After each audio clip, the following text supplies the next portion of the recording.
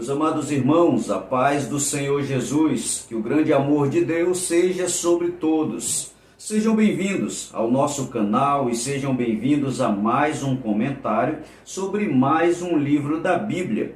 Hoje estaremos estudando o livro de Lamentações, o segredo da vida.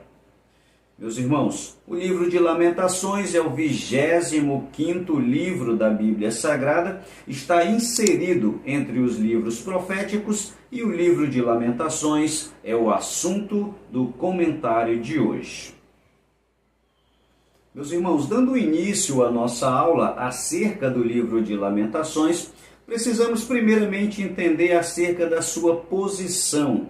Ele está posicionado entre os livros dos profetas maiores. Isto é uma influência da Septuaginta, que desde quando fez a tradução do original hebraico para o grego, colocou o livro de Lamentações colado ao livro de Jeremias. Essa posição foi seguida pelas traduções e por todas as publicações de nossas Bíblias, principalmente aqui no Brasil.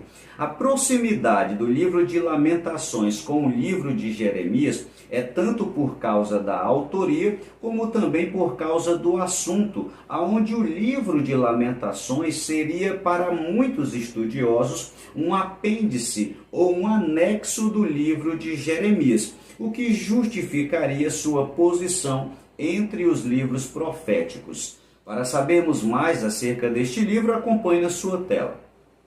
Lamentações. A Septuaginta considera o conteúdo do texto para poder formalizar o título. E daí vem o título Lamentações ou Cânticos Fúnebres, como é considerado o título do livro de Lamentações, o que expressa exatamente o sentimento do profeta. Esse livro também é chamado de Pentateuco da Dor, porque ele é formado por 5 poemas, daí vem o nome Penta, então seria o Pentateuco da Dor, ou também é considerado por muitos o livro das lágrimas, muito sugestivo, considerando que o profeta das lágrimas seria o seu autor. Continuando no texto, o pano de fundo histórico oferece um dos piores cenários do povo hebreu, a vergonhosa e humilhante destruição do reino de Judá. Meus irmãos, muitos estudiosos, assim como rabinos e judeus, consideram que os 3 piores momentos do povo hebreu foi a escravidão no Egito, em que Moisés fez parte, posteriormente o Holocausto, que está mais próximo de nós, e ali no meio, entre as duas histórias, nós temos o exílio babilônico, como sendo um dos piores cenários da vida dos judeus. Este cenário é o assunto do livro de Lamentações. Temos agora, meus irmãos, aí na nossa frente o tempo dos fatos, que traz para nós aí o período, em que foi escrito este livro.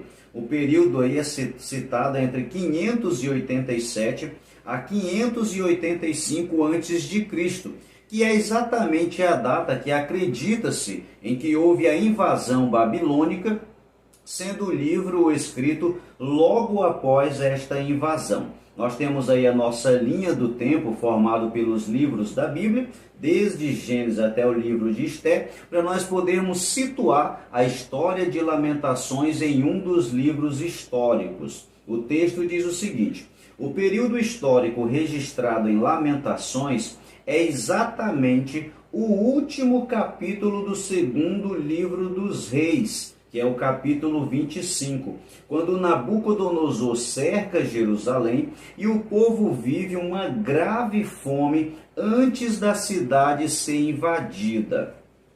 Nós temos aí também abaixo, nós temos a autoria do livro.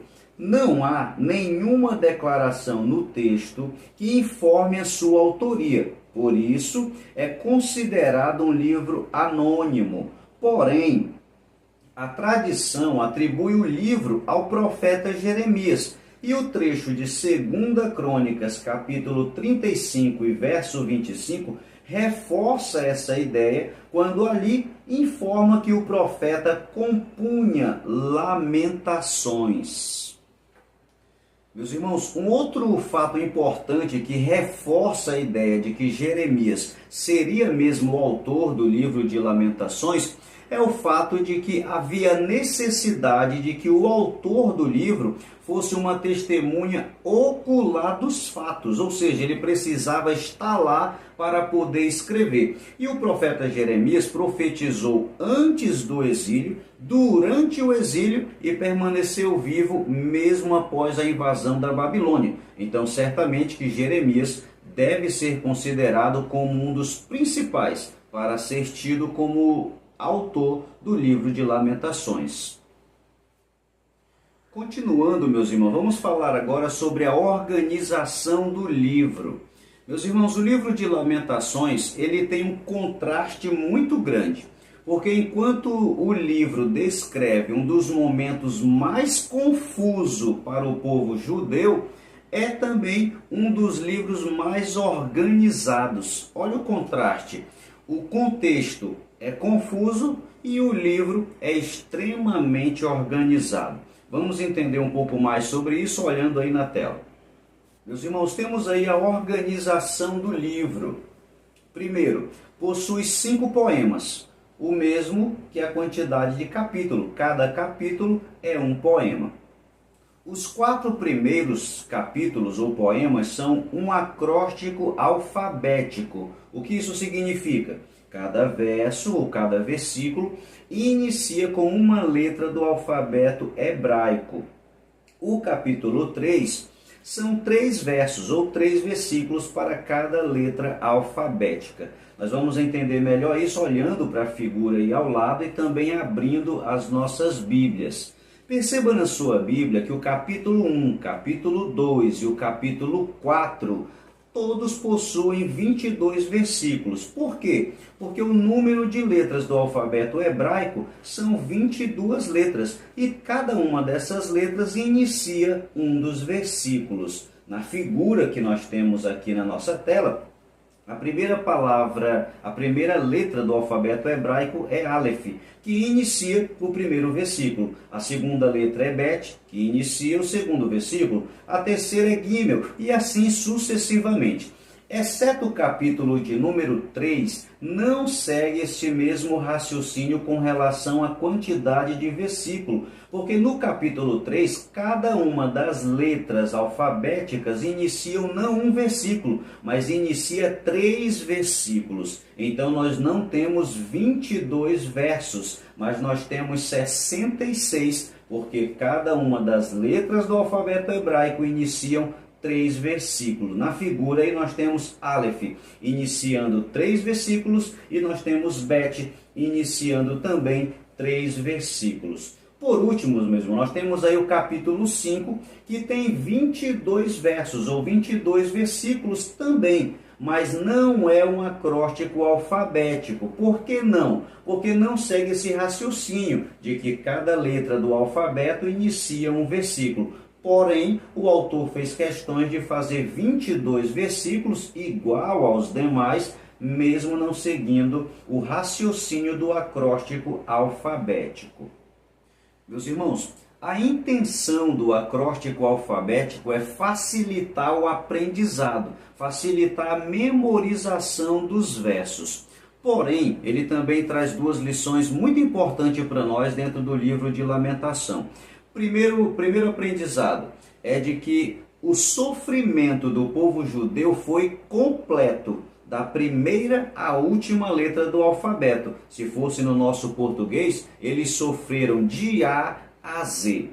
O segundo aprendizado que nós tiramos do acróstico alfabético no livro de Lamentações é o fato de que o sofrimento teve início, mas o sofrimento também terá um fim. Talvez essa tenha sido a intenção do autor, em colocar cada um dos seus versos iniciando com uma letra do alfabeto. Ele estava dizendo para nós, olha, o sofrimento iniciou aqui, mas o sofrimento vai acabar aqui. Talvez a esperança de que o choro acabe, a esperança de que o lamento vai acabar, tenha sido a razão de tanta organização para o livro de Lamentações.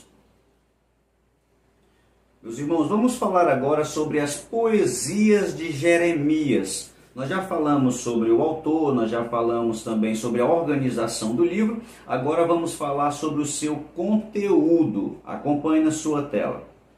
Poema 1, capítulo 1. Nós vamos falar aí sobre a primeira lamentação. Jeremias lamenta por Jerusalém. E olha só o texto aí. O profeta faz uma comparação de Jerusalém com uma mulher, viúva e sem filhos. Naquela época, meus irmãos, uma mulher na situação de ser viúva e de não ter filhos, significava que ela não tinha provisão nenhuma para o seu sustento, porque não tinha nem marido e nem filho para a sua provisão. Esta era a situação de Jerusalém.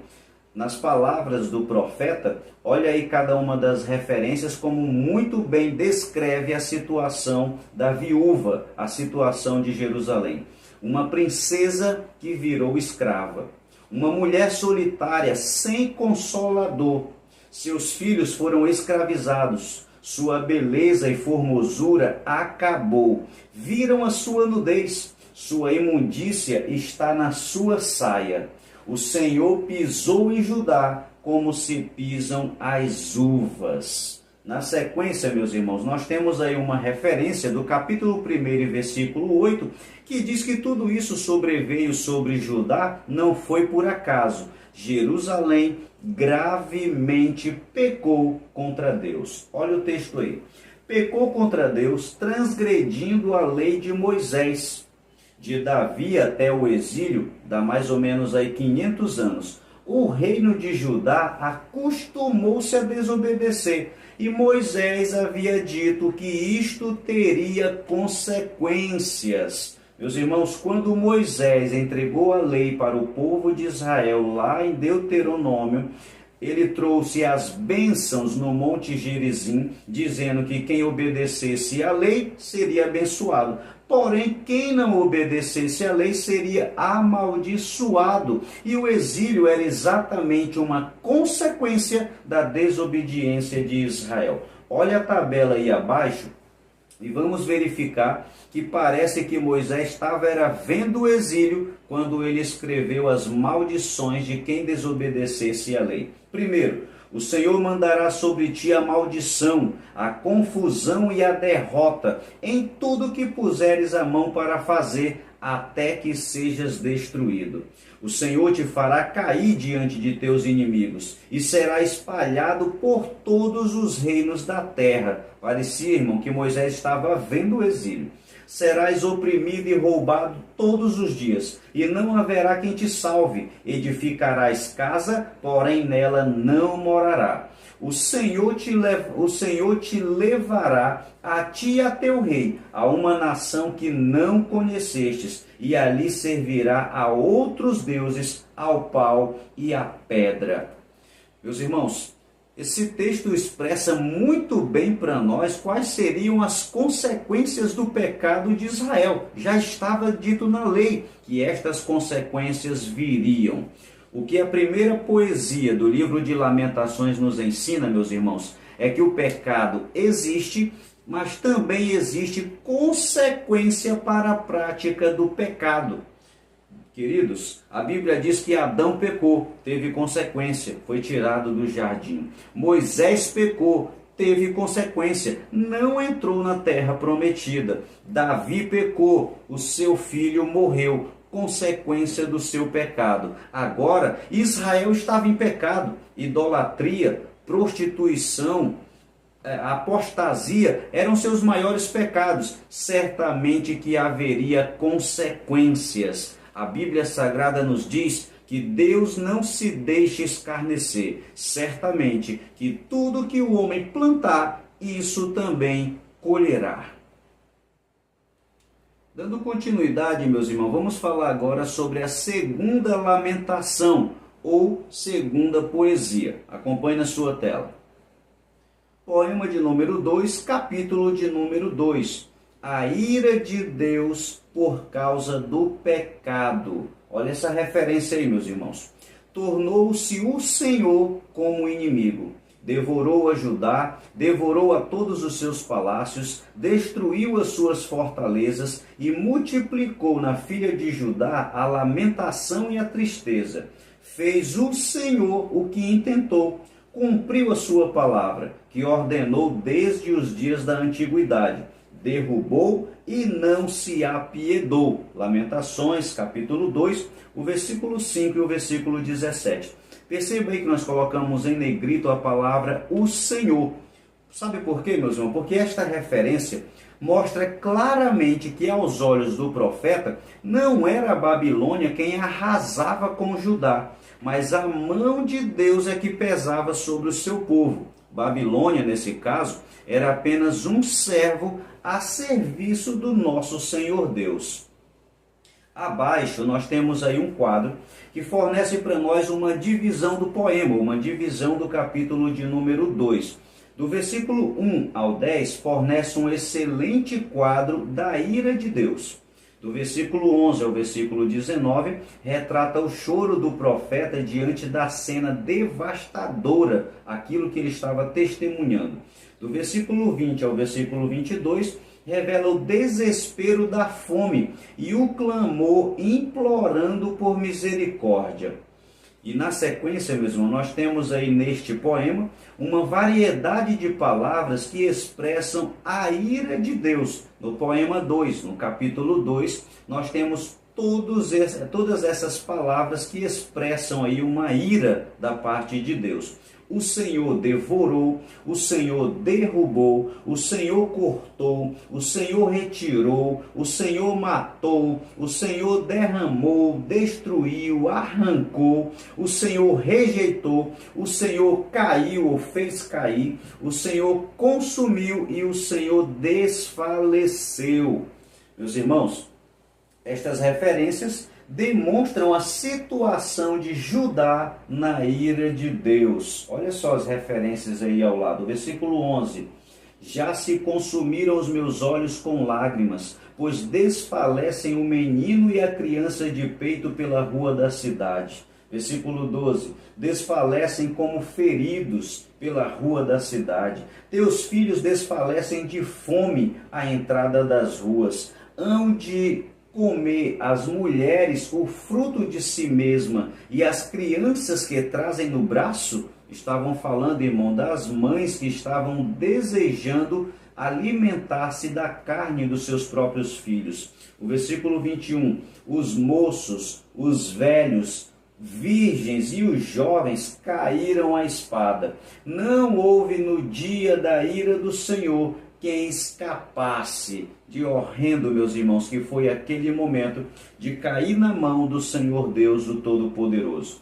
Aí abaixo, meus irmãos, nós trouxemos aí a ira e a justiça de Deus, que é um dos pontos que são principais dentro desta poesia.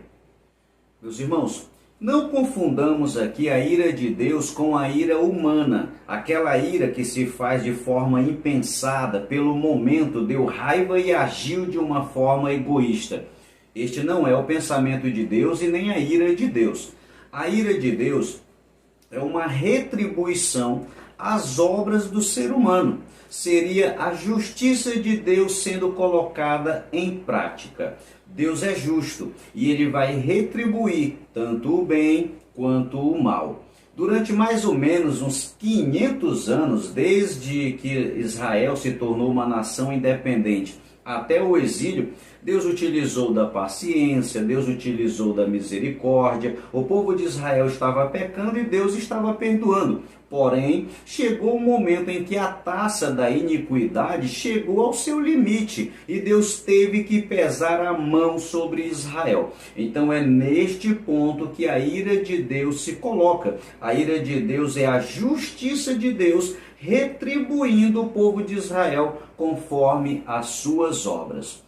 Precisamos entender também acerca da justiça de Deus, que ela não é apenas uma retribuição, ou seja, a justiça de Deus não é só castigar porque a pessoa merece. Não, a justiça de Deus é castigar para recuperar a pessoa que estava andando errada. Existe essa dinâmica. A vontade de Deus não é destruir quem pecou, a vontade de Deus é recuperar quem estava errado. Por isso ele retribui, para que a pessoa compreenda que errou e possa retornar e ter a oportunidade de praticar obras melhores.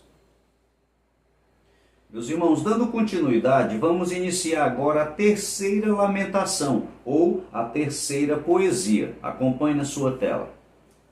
Poema de número 3, ou capítulo de número 3. A esperança em meio à aflição.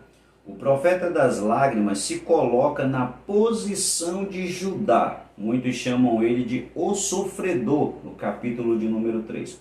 E sente todas as suas dores. E percebe que a misericórdia do Senhor é a razão de permanecer vivo.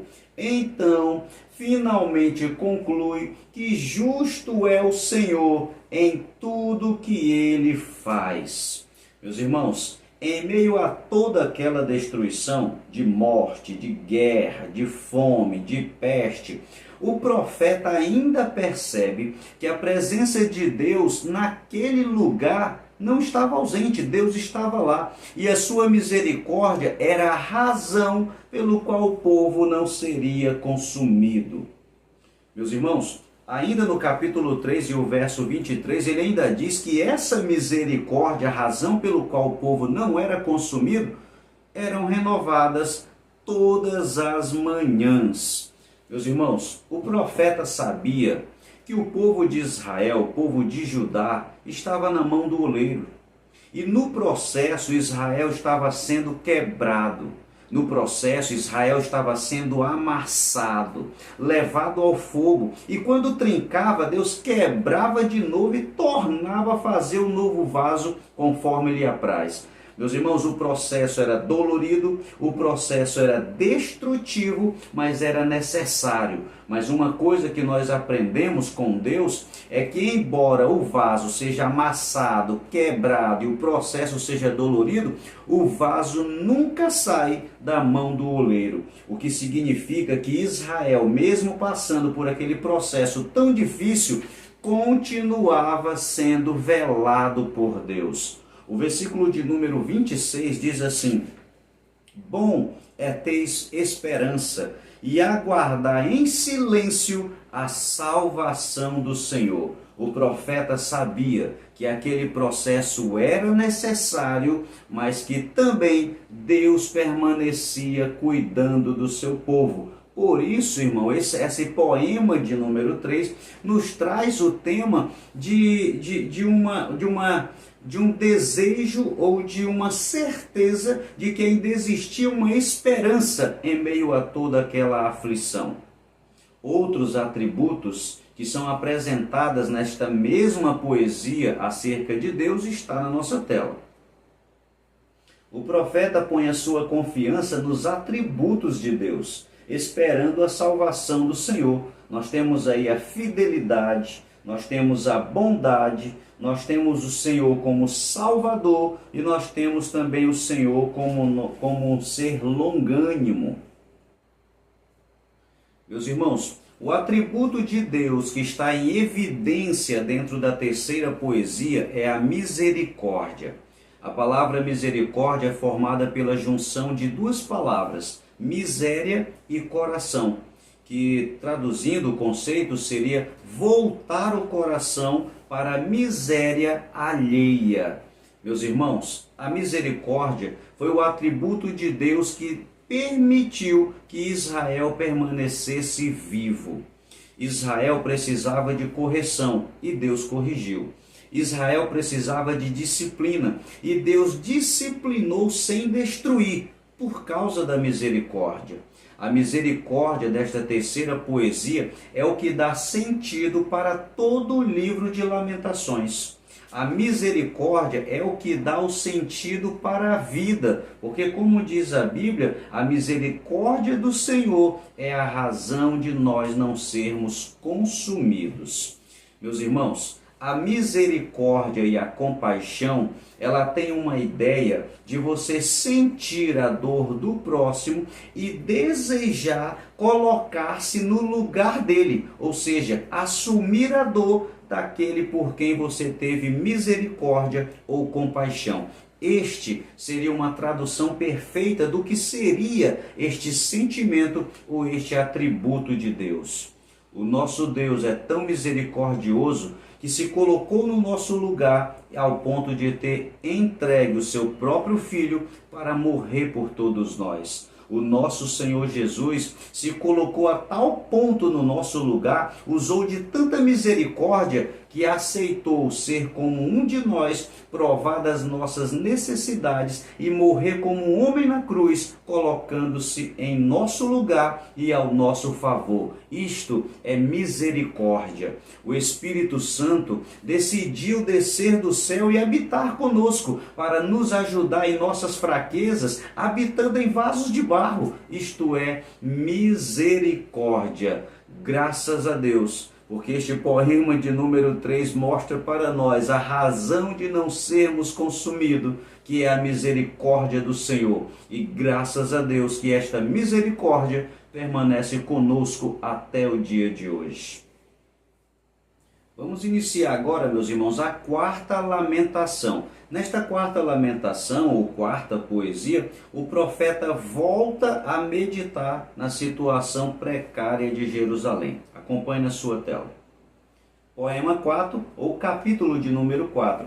A humilhação de Jerusalém. O quarto poema pode ser dividido em 3 partes. Um contraste de Jerusalém, as causas da invasão e uma esperança de restauração. Esse quarto capítulo, irmão, vai mostrar para nós qual era a situação de Jerusalém. Esse primeiro quadro que nós temos aí é a primeira parte do capítulo de número 4, que traz para nós aí um contraste de Jerusalém.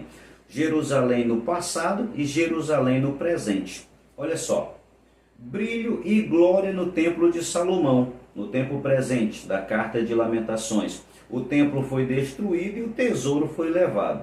Os filhos de Sião comparava-se ao ouro no passado, no presente. Sua ruína é como um vaso de barro. No passado havia abundância de pão e água. No presente, fome e sede. A Bíblia diz que eles procuravam comida no montouro, ou seja, no lixão, eles iam atrás de comida. No passado, tiveram oportunidade de ser santo. No presente, pecaram mais do que Sodoma. O escritor ainda diz que para Sodoma foi melhor, porque Deus matou rapidinho. Mas Israel não, Judá não. Sofreu até morrer muita gente e bem devagar. Foi um processo que levou quase 20 anos. No passado, existia fartura de carne e grãos. Já no presente, mulheres cozeram seus próprios filhos para comer. Na sequência, nós temos aí a segunda divisão, que são as causas da invasão. É a segunda divisão do capítulo. Olha só essas causas da invasão aí. No versículo 12, não creram na advertência de Deus, por isso Deus permitiu a invasão. Versículo 13, Deus permitiu a invasão por causa dos pecados dos profetas e maldade dos iníquos sacerdotes, também por causa do derramamento de sangue inocente. O povo não respeitava os santos sacerdotes, aqueles que ainda se dedicavam realmente a Deus, não respeitavam os mais velhos e confiavam em outras nações, mas não confiavam em Deus. A última parte da quarta poesia, o texto finaliza, versículo 21 e versículo 22, com um alerta feito a Edom. O cálice também passará para ti. Que cálice? O cálice de Israel. O cálice que Israel estava provando também passaria para Edom, pois na oportunidade de ajudar, gritavam: arrasem Jerusalém até os seus alicerces. Meus irmãos, Edom eram meio que parente de Israel. Os edomitas eram descendentes de Esaú, assim como Israel era descendente de Jacó. Como Esaú e Jacó eram irmãos, então as duas descendências, os edomitas e os israelitas, eram meio que parentes ali. E os edomitas, ao invés de ajudar o seu irmão, na verdade ficava era zombando e ainda ajudou a destruir o povo de Judá. Por causa disso, Deus inspira o profeta, escritor do livro, o profeta Jeremias, para dizer que Edom também chegaria sua vez e provaria do mesmo cálice que Israel estava tomando. A lição que nós tiramos da quarta poesia é o que o nosso comentarista escreveu aqui na nossa lição. Aprendamos uma grande lição com essa poesia. Não nos alegremos com a desgraça de ninguém, pois a nossa poderá ser infinitamente mais cruel. Vigiemos e oremos uns pelos outros. Meus irmãos, vamos iniciar agora a última poesia, ou a última lamentação, que é o capítulo de número 5. Acompanhe na sua tela. Poema 5, capítulo de número 5. Jeremias resume a condição final de Jerusalém. Meus irmãos, olha que triste estas palavras, demonstrando a situação de Jerusalém. Sem teto, órfãos e viúvas, compravam água do seu próprio rio e lenha da sua própria floresta, eram perseguidos, eram dominados, sentiam fome e sede. As mulheres casadas e as virgens solteiras eram estupradas, os príncipes eram enforcados, as crianças e jovens eram escravizados. Meus irmãos, quando o profeta faz este resumo, ele utiliza duas referências posteriores para nos dizer algo lastimável, que expressava muito bem aquilo que ele estava sentindo. Ele diz: cessou o gozo do meu coração, caiu a coroa da nossa cabeça, ai de nós, porque pecamos.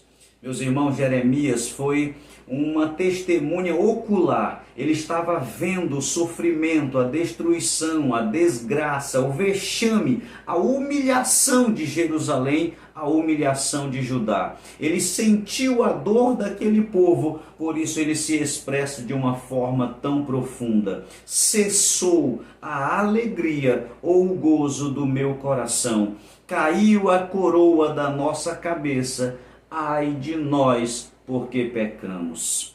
Queridos, mesmo que Jeremias tivesse uma ciência de que a situação de Israel, de Judá, era tão precária, mesmo assim, ele ainda tinha esperança de que, rogando a Deus, livramento do Senhor viria para o seu povo.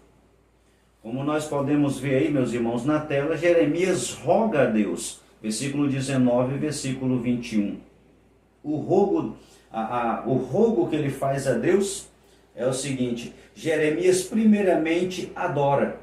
Tu, Senhor, permaneces eternamente, e o teu trono subsiste de geração em geração. Ele estava reconhecendo que o domínio e a autoridade ainda pertencia a Deus, mesmo que Israel estivesse vivendo daquela forma, pois Deus estava sentado no trono, e o poder é de quem está sentado no trono. Por isso Deus ainda tinha poder para mudar aquela situação. Segundo, Jeremias crê na renovação. Olha a referência aí.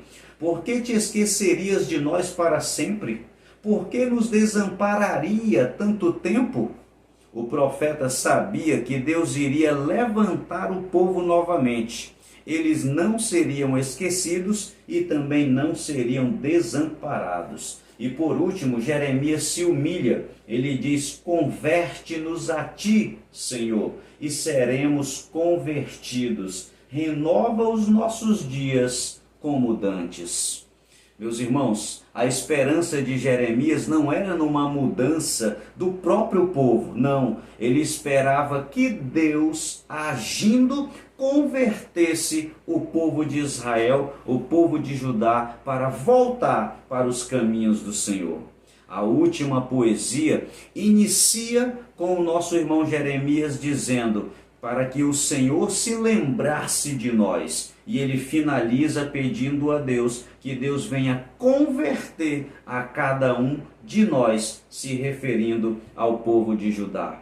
Meus irmãos, o livro de Lamentações nos traz um ensino extraordinário. O pecado tem consequência, e nós só não morremos no pecado porque a misericórdia do Senhor é a razão de não sermos consumidos. E assim como a lamentação de Jeremias, devemos crer que dia após dia o Senhor está nos convertendo para que sejamos mais crentes, para que no dia que a trombeta tocar, possamos subir em direção ao encontro do nosso Deus. Aqui finalizamos a nossa aula. Mais uma vez lhe agradeço pela sua audiência. Deus abençoe a sua vida, Deus abençoe a nossa escola bíblica dominical e até o nosso próximo comentário. Deus abençoe a todos, a paz do Senhor Jesus. Meu irmão, muito obrigado a você que permaneceu conosco até o final deste vídeo. Deixe o seu like aqui no nosso canal, faça também um comentário e se você ainda não é um inscrito, inscreva-se no nosso canal e faça parte da nossa história. Acione também o sininho, dessa forma o YouTube irá lhe comunicar assim que postarmos um novo vídeo. Você pode ser também um colaborador do nosso canal. Através do nosso Pix, você pode ajudar na manutenção e na qualidade dos nossos vídeos. Seja um colaborador voluntário e Deus o abençoe.